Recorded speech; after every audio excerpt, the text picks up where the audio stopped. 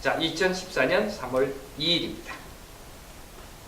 교회력이라고 하는 것이 있어요. 1년 12달, 52주, 365일 이 날들을 절기로 이렇게 나눠 놓은 것입니다. 그래서 일반 서력, 우리가 가지고 있는 서력이라고 하는 것, 태양력은 1월 1일부터 시작을 하지만 교회력은 정확하게 11월 말 정도에 시작을 해요. 왜 11월 말인가 하면 크리스마스 있지 않습니까? 12월 25일, 12월 25일을 앞으로 해서 4주를 대림절이라고 해요.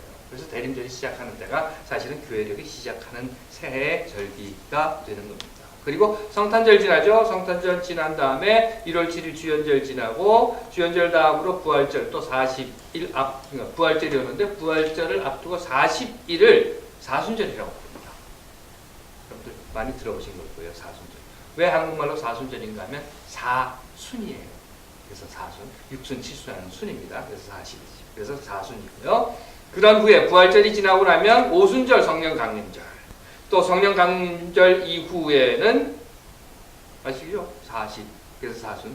오순절 그러면 50. 그래서 50. 이래서 사순절, 오순절 이렇게 되고요. 성령 강림 후에는 교단에 따라서 또는 교회에 따라서 그 말은 로만 캐톨릭이냐 아니면 개혁교회냐 개신교냐 또는 뭐 정교회냐 이런 거에 따라서 조금씩 그 전통의 창조절이라든가 또는 성령 강림절이라든가 이런 것들로 끼워 있기는 하지만 거의 대부분은 이렇게 시작을 합니다. 성탄절 전 4주 대림절, 그리고 성탄절, 주현절, 사순절, 부활절, 오순절, 강림, 성령 강림, 그리고 창조절 이런 식으로 1년을 이렇게 나누어 놓은 거예요. 그래서 이게 다시 한 바퀴 돌면 또 다시 한 바퀴 돌고. 그래서 로만 캐톨릭은 이렇게 한 바퀴 도는 것을 A해, B해, C해 이렇게 나누어 놓았습니다. 그래서 A해, B해, C해마다 각각 그때에 읽어야 하는 성경 구절이 구약성서에도 있고 신약성서에도 있는 것을 찾아서 쭉 이렇게 표를 만들어 놓은 게 있어요. 물론 예수가 이런 절기를 만들었느냐? 그건 아니죠, 당연히. 예수는 이런 절기하고 전혀 상관이 없죠. 그리고 예수가 이런 절기를 만들지 않은 것은 분명함에도 그렇다면 예수가 이 절기에 따라 살았느냐? 그것도 사실은 아니죠. 즉 12월 25일 날 예수가 태어났느냐? 아닌 거 여러분들 아시죠? 6월절 이후에 안식일 다음에 부활을 했느냐? 그것도 아닌 거 여러분들 알고 계시죠? 3년 동안 제자들을 가르쳤느냐? 그것도 사실은 우리 모르죠. 이런 이야기입니다. 그런데 왜 이런 절기가 만들어졌는가 하면 325년 니케아 공의회에서 이 절기들을 정하는 거예요. 그래서 부활절은 언제로 정하느냐 하면 충분히 지난 다음 첫 번째 충분히 지난 후 만월 다음 첫 번째 일요일. 정신 없으시죠? 이렇게 정했습니다. 그래서 그날이 부활절인 거예요. 해서 매년 부활절이 바뀌는 겁니다. 근데 금년은 부활절이 좀 늦어요. 4월 20일까지 내려갑니다. 그러다 보니까 당시의 동방교회, 그러니까 지금 우리가 정교회라고 부르지 않습니까? 이 정교회는 뭐 러시아 정교회라든가 그리스, 루마니아 정교회라든가 하는 이 정교회들은요, 대부분 이제 북유럽 쪽에 있는 정교회들인데 이 정교회들은 서방교회가 정한, 그러니까 니케아 공의회에서 정한 이 시기, 이 구분에 대해서 반대를 합니다. 아니, 이거 잘못된 것 같아. 그래서는 니케아 공의회가 있는 서방교회들은 당시에 그레고리력이라고 하는 것으로 아니죠. 사실 그레고리력은 그 나중이지만 그레고리력이라고 하는 것이 있기 그 이전에 그레고리력의 근거가 되는 태양력을 가지고 한 것에 비해서 동방교회는요 그레고리력이 아니라 율리어스력을 가지고 합니다. 그래서 날짜가 달라요.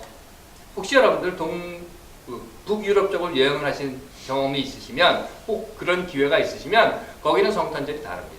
12월 25일이 아니라 1월 7일 주연절이 성탄절이에요. 부활절도 서방교회하고 다릅니다. 그렇게 구분이 되어 있어요. 그러다 보니까 서방교회는 보통 3월 22일에서 4월 25일 사이가 부활절이 되는데 동방교회는 4월 4일부터 5월 8일 사이에 있게 됩니다. 이렇게 각기 다른 절기라고 하는 걸 갖고 있어요. 무슨 말을 제가 여러분들께 드리려고 하는가 하면요, 이 날짜 적어놓고 절기시키고 하는 것은요 사실 전혀 역사적인 근거가 없다는 거예요. 더 정확하게는 나중에 사람들이 교회라고 하는 이런 구조가 생기고 그 교회 지도자들끼리 모여서 야, 이 날짜로 하자! 찬성하는 사람 손들어! 그러면 우리 이쪽으로 나가고 반대하는 사람들은 싫어! 나 안 할 거야! 그럼 니네 나가! 그래서 그 사람들은 나가가지고 동방교회라고 하는 걸, 정교회라고 하는 걸 따로 만들어서 자기네들끼리 새로 성탄절도 정하고 부활절도 정하게 되는 거예요. 이렇게 만들어진 거예요. 그러니 예수가 12월 25일 날 태어난 것 아니고 예수가 춘분 다음 만월 후 첫 번째 일요일에 부활하는 것도 아니라는 겁니다. 그럼에도 이 두 날이 기독교 교회력의 중심인데 이 두 날에 대한 역사적 근거가 없으니까 전체적으로 그러면 교회력이라고 하는 건 상관이 없다. 대림절이든 성탄절이든 사순절이든 부활절이든 이런 거 다 필요 없는 거다. 라고 말을 하기는 사실 쉽지는 않습니다. 왜냐하면 오랜 동안 수천 년에 걸쳐서 정확하게 이야기하면 325년에 니케아 공의회에서 정해진 거니까 1700년, 1800년이라고 하는 그 오랜 기간 동안에 이 절기라고 하는 것을 맞춰놓고 지켰다는 겁니다. 이런 얘기 들어보셨어요? 그 예전에 6.25 직후에 그 고원의 이야기들인데 이런 겁니다. 전쟁 고아들이 들어오지 않습니까? 그러면 얘가 언제 태어났는지 생일을 몰라요. 전혀 모르죠.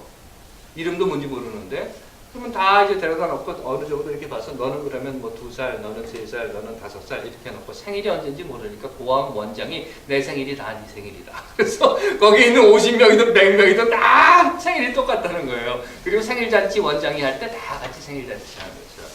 어쩌면 교회력이라고 하는 것이 이렇게 정해진 그런 날일 수도 있을 겁니다.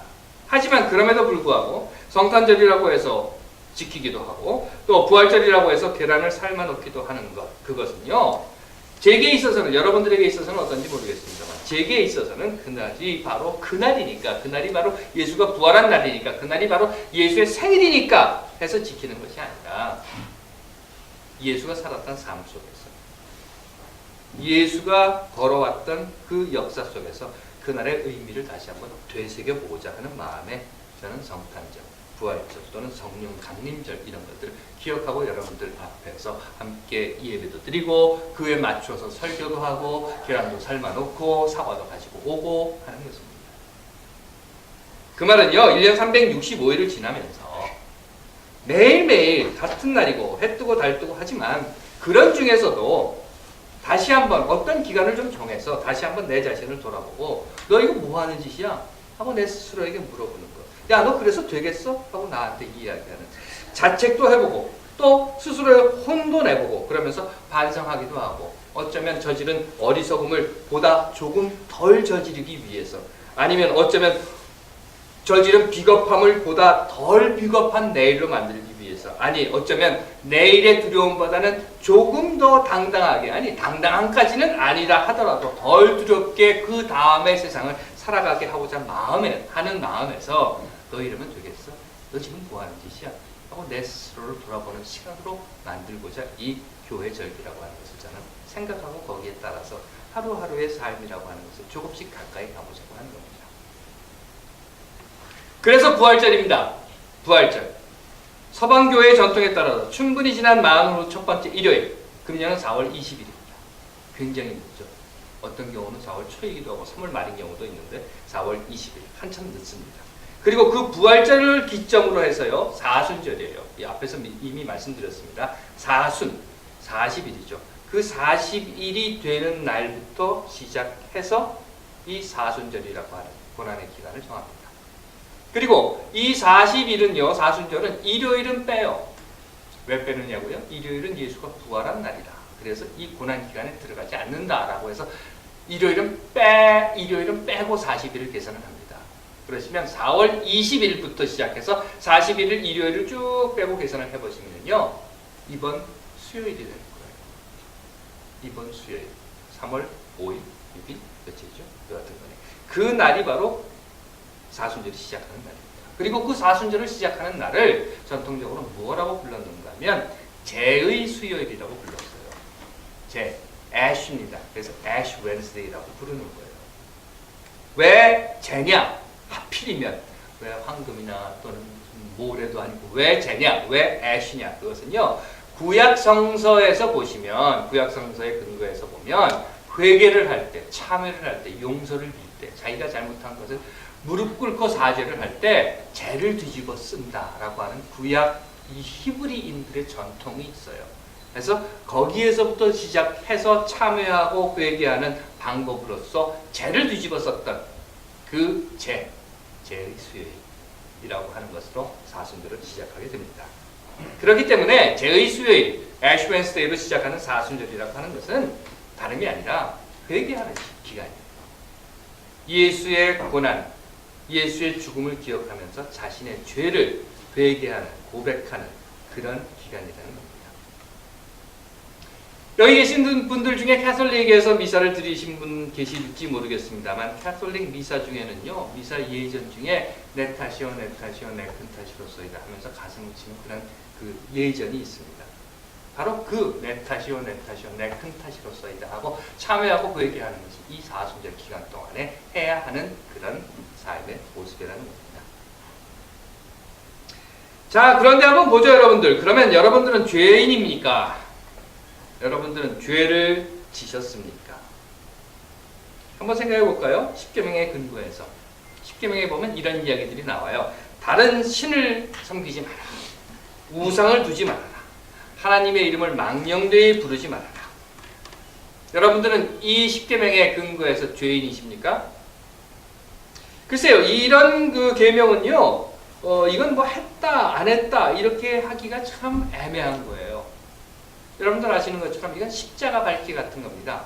십자가 밟기 여러분들 다 아시죠? 그리고 또 십자가 밟기는 거의 모든 현대 국가들이 헌법으로 금지하고 있는 조항입니다. 그러므로 여러분들은 그 십자가 밟기라고 하는 것 속에서 나에게 다른 신이 있나 우상이 있나 하나님의 이름을 망령되이 불렀나 안 불렀나 하고 고민하실 필요는 없습니다. 혹시 모르시죠? 국정원에서 어디 가서 가짜 도장 찍어가지고 이렇게 사기 증거 만들어서 너는 하나님의 이름을 망령되이 불렀어 이런 걸 가지고 오지 않는다고 하면 말이죠. 그렇다고 하면 그 다음 계명이라고 하는 거 한번 볼까요? 안식일을 거룩하게 지켜라. 어떠십니까, 여러분들? 안식일을 거룩하게 지키셨습니까? 안식일을 거룩하게 지켜라 하는 이야기는 한 가지예요. 안식일을 아무것도 하지 말아라 그러는 거예요. 그냥 쉬어라 하는 겁니다. 그런데 물론 그 뒤에는 그런 말들이 나와요. 안식일을 거룩하게 지켜라. 그런데 너만 놀지 말고 내가 부리고 있는 종들도 다 놀아야 되고 내가 가지고 있는 소유하고 있는 양이든 소든 하여튼 무엇이든지 다 쉬게 해야 한다. 그게 안식일이다 하는 그런 이야기가 나오기는 합니다. 그런데 한번 오늘 우리의 삶을 돌아보죠. 아니, 오늘 우리 주변의 삶을 한번 보죠. 안식일날 쉽시다. 좋아요. 쉽시다. 아무것도 하지 말고 쉽시다. 안식일날 다 놉시다. 노는 거 좋죠? 그런데 놀 수 있는 사람은 놀죠. 하지만 놀 수 없으면 어떡할 거예요?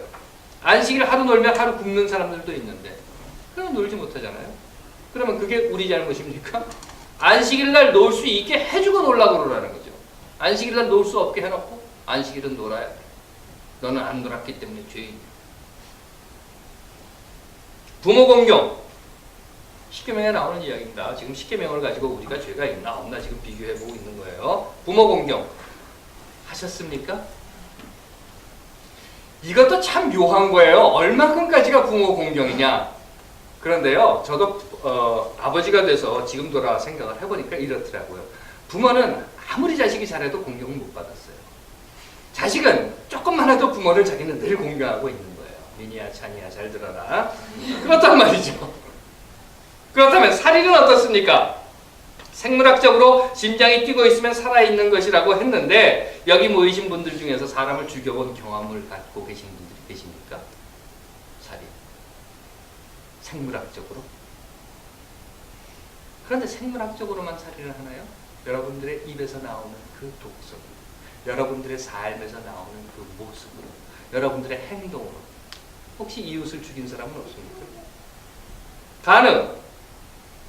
예수께서 이랬다고 해요. 마음으로 음욕을 품는 것도 가능입니다.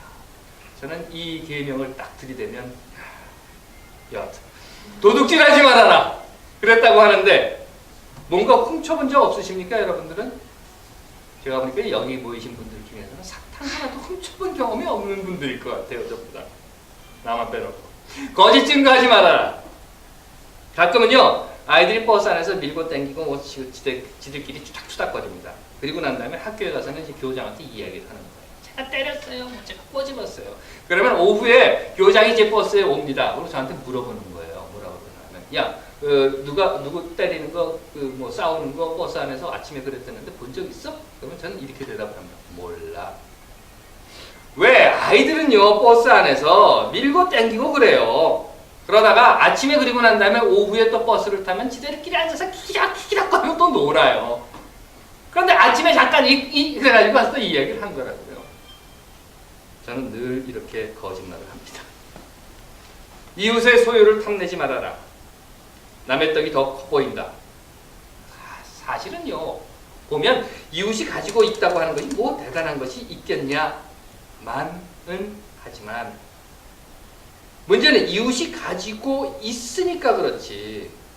아니 죄송합니다. 문제는 이웃만 가지고 있으니까 그렇죠.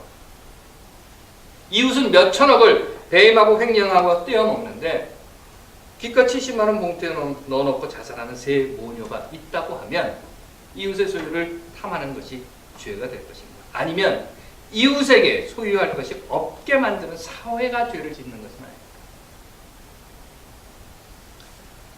어떻습니까? 이렇게 십계명에 비교해서 여러분들의 삶을 한번 비추어 보시면 여러분들은 죄인입니까? 아닙니까? 저요? 저는 죄인 맞아요. 그런데 아까도 말씀드린 것처럼 여기 앉아 계신 분들은 다 어디 가서 정말 사탕 한 개라도 그냥 가지고 오지 못하신 그런 분들 같이 보입니다. 그렇다 하더라도 우리가 세상을 살아가면서 말이죠. 하루하루 숨 쉬면서 하루 세 끼 밥 먹어가면서 아니 뭐 꼭 하루 세 끼를 안 먹을 수도 있지만 어쩌면 네 끼를 먹을 수도 있겠지만 여하튼 간에 세상을 살아가고 걸어다니다 보면 뭔가 자꾸 묻어요. 뭐가 자꾸 묻더라고요. 저는 버스를 타고 아침에 운전을 하고 내릴 때면 어떻게 하는가 하면 시동 다 끄고 정리 다 하고 삑삑삑삑 뭐 좋으나 체크해서 다 꽂아놓고 그리고 이제 그게 타임카드를 체크하는 겁니다. 타임카드 다 찍고 그리고 버스에서 탁 내리자마자 옷을 탁 벗어가지고 막 털어요. 버스에 히터를 틀어놓으면 그 먼지가 다 묻습니다. 그래서 버스에서 내리자마자 막 터는 거예요. 여러분들은 어떻습니까? 뭔가 자꾸 묻지 않아요? 먼지 같은 것도 묻고 또는 뭐 개털도 묻고 고양이 털도 묻고 머리털도 여기 묻고 그러면 어떻게 합니까? 귀중한 이 소중한 내 먼지 꼭 싸가지고 가십니까? 털어야 하지 않겠습니까? 저는 사순절이라고 하는 절기를 지킵니다. 왜 지키는가 하면 이날이 바로 예수가 부활하는 날이고 이날이 바로 예수가 십자가에서 죽은 날이고 이날이 예수가 발을 닦아준 날이고 이날이 뭘 한 날이고 그래서 사순절을 지키는 것이 아니라 저를 돌아보려고 지킵니다. 365일 중에서 40일이에요. 10분의 1 조금 넘는 날입니다. 365일을 사는데 그 중에 10분의 1 조금 더 되는 날. 그 기간 동안에 나를 돌아보기 위해서 뭔가 묻은 먼지가 있으면 좀 털어내요. 삶의 부스러기들이 덕지덕지 붙어 있으면 그것도 좀 띄어내요. 개털이 고양이들이 붙어 있으면 그것도 좀 이렇게 해가지고 없애버려요. 그러려고 저는 사순절이라고 하는 것을 지킵니다. 그리고 그 사순절 기간 동안에는 조금 아주 조금은 그래도 내 삶의 발걸음을 조금은 조심스럽게 걷고자 합니다. 맞습니다. 역사적 근거 이런 거 없어요. 하지만 의미적 근거 완전히 있다고 생각합니다. 그리고 그 의미를 가지고 있는 이 사순절이 이번 수요일 제2수요일로 시작이 됩니다. 또한 우리가 여기 모여있는 이 모임은 매년 사순절 기간 동안에 여러분들의 이야기를 홈페이지에 좀 올려주십시오. 그래서 사순절 40일 누구누구 한 사람 한 사람 다 이렇게 이름을 적어서 그날은 내가 내 삶의 모습을 돌아보는 글을 짧게 무슨 뭐 100페이지 이거 아니고요. 단 2줄이라도 단 3줄이라도 아니 단 한 문장이라도 글을 한번 써보십시오 하는 그런 일들을 지금까지 쭉 해왔습니다. 금년은 마찬가지입니다. 여러분들께 부탁드립니다. 필지는 제가 마음대로 정했어요. 그래서 여러분들께 이제 쭉 보내드릴 겁니다. 그런데 필진에 정하는 기준이 몇 가지가 있는데 그게 뭔가 하면 최소한 여기 오신 지 6개월 이상 되신 분들 그리고 최근에 있는 뭡니까? 그 주소록에 이름이 올라가 있는 분들 제가 필진을 쭉 보내드릴 텐데 여러분들 그 안에 이렇게 명단에 본인의 이름이 없으시면 이렇게 생각하시면 돼요. 할렐루야 잘됐다 난 빠졌다 이러시면 되는 거고 거기에 이름이 있는데 난 도저히 못하겠다 이러시는 분은 저한테 미리 살짝 얘기를 해주시면 빼드리고요. 하기는 해야 될 텐데 그날은 도저히 안 되겠다 그러면 날짜를 바꿔드리겠습니다. 왜 이런 것을 하냐고요? 먹고 살기도 바쁜데 정신없는데 하루하루 숨쉬기도 벅찬데 이미 말씀드렸습니다. 뭐 죄 이런 뭐 엄청난 뭐 같은 거 그래가지고 그거 아니면 뭐 지옥을 가고 불구덩이에 빠지고 이게 아니고 그래서 그걸 회개해야 하고 이게 아니고 우리 삶을 한번 돌아보자 하는 그런 의미인 겁니다. 나는 무엇을 하며 살고 있고 나는 무엇을 하며 살았고 나는 무엇을 하며 살 것인가. 그리고 어제 저지른 어리석음보다는 오늘은 좀 덜 어리석게 어제 저지른 비겁함보다는 오늘은 더 당당하게 아니요 저는 이렇게 생각하고 싶어요. 아니 좀 덜 비겁하게 내일 겪어야 하는 두려움보다는 조금 더 두려움을 떨쳐버리며 사는 세상을 보기 위해서 하나님께서 사랑하시는 여러분 2014년 사순절 이야기는 이번 수요일부터 시작합니다. 내일 아침에 이메일을 탁 열어보시면 그 이메일에 여러분들 앞으로 예쁘게 표가 할 겁니다. 그러면 그 표에 내일이 있는가 없는가 한번 확인해 보십시오. 없으신 분들은 내년부터 또 새로 시작하실 수도 있고 그 안에는 여기에 여러분들이 읽어보시면 이름을 찾아보시면 여러분들이 모르는 이름들도 많이 있을 거예요. 왜냐하면 예전에 여기에 계시다가 떠나신 분들도 계시기 때문에 그렇습니다. 박성민 씨 가족 어차피 미국으로 가시는 건데 미국 같은 경우는 이사를 하셔서 인터넷 연결하는데 한 2달은 걸리잖아요. 그래서 뒤로 쫙 밀어놨습니다. 한국으로 가시는 우리 그 강 교수님 가족. 한국은 그렇다고 그러더라고요. 인터넷 그러면 바로 그 저녁에 연결이 된다고 앞쪽으로 놨습니다. 찾아보시기 바랍니다. 2014년 사순절. 우리 모두의 삶을 각자가 돌아보는 그 시간을 위해서 기도도 좀 해보시고 기도하라고 그래가지고 무릎 탁 꿇고 이러지 마시고요. 길거리를 가든지 또는 주방에서 음식을 만드시든지 아니면 설거지를 하시든지 아니면 사무실에서 일을 보시든지 잠시 여러분들의 삶을 돌아보시는 그런 기도도 해보시고 또 사순절 이야기에 여러분들의 삶을 돌아보는 글도 한번 올려보시기 바랍니다. 해봅시다. 그리고 1년에 10분의 1만 우리 삶을 털어내는 데 투자하신 여러분들이 되시기를 간절히 바랍니다. 기도하겠습니다. 하나님, 사순절이 시작됩니다.